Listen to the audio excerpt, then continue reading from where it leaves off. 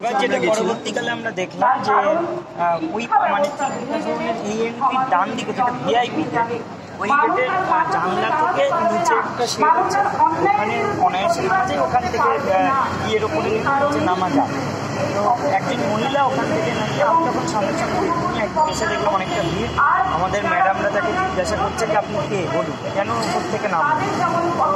তো উনি কোনো উত্তর দিচ্ছেন না। প্রথমে উনি জানান যে উনি একজন ছাত্রী। তো বলেন যে আপনি ছাত্রী, তাহলে ছাত্রী হয়ে এরকমভাবে আসার কি মানে, আপনি তো এমনি বলতে পারতেন অথবা একটা দিনের জন্য আমরা ঘেরাও করে দিচ্ছি, সহযোগিতা করতে পারতেন, আপনাদের ভবিষ্যতের জন্যই তো এটা করা। তাহলে সেই জায়গায় দাঁড়িয়ে সেটা কখনো না। সঙ্গে সঙ্গে মিডিয়া তাদের জিজ্ঞাসা করে, তাকে যখন মিডিয়া জিজ্ঞাসা করে তিনি আর কোনো উত্তরই না, তার পরিচয় কি, তিনি কে, কিচ্ছু বলেন। তারপরে আমরা পরে আর জানি না যে আদৌ উনি, তবে যতটুকু শুনেছি শোনা কথা উনি ইনজিওর্ড হয়েছিলেন না, ইনজিওর্ড তেমন কিছু হননি, কারণ ওখানেই বসেছিলেন, সকলেই দেখেছে। হ্যাঁ, উনি লাস্টে বলেন মানে যতটুকু জানতে পেরেছি যে উনি একজন কর্মচারী ছিলেন। আর তারপরে যেটা ঘটনাগুলো ঘটে, আপনাদের মাধ্যমে কি ওনার কোনো ছবি বা কিছু আপনারা কি রেখেছেন? ওটা মিডিয়া দিতে পারবে, মিডিয়ার সঙ্গে আপনারা যোগাযোগ করে এগুলো দেখুন।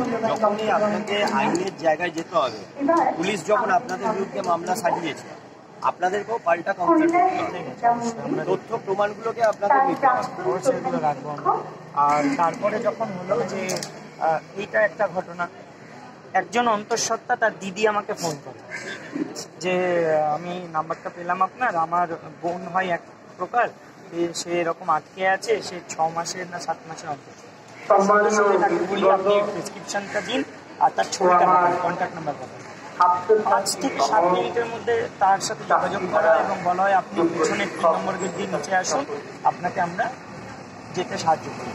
উনি নিচে আসতে পারেন না কোনোভাবে, বা পরে যখন তার সাথে আমার কাছে রেকর্ডিং আছে আমি সেটা শুনিয়েওছি, সমস্ত প্রমাণ আছে। তো তিনি বলেন যে আমি একবার নিচে গিয়ে উপরেও চলে আসছি, নিচে গিয়ে দেখলাম তালা মারা, উনি হয়তো ফ্রন্ট গেটে চলে এসেছে। আমি বললাম আপনি তো 3 নম্বর গেটে পেছনের গেটে আসতে বলছেন, আমাকে তো বন্ধ। তখন বললেন ও আমি তো ভুল করে মানে 3 নম্বর গেট জানতাম না, ওখানে গেছি। তারপরে উনি উপরে এটা বলেন যে আমাদেরকে তালা মেরে রেখেছে।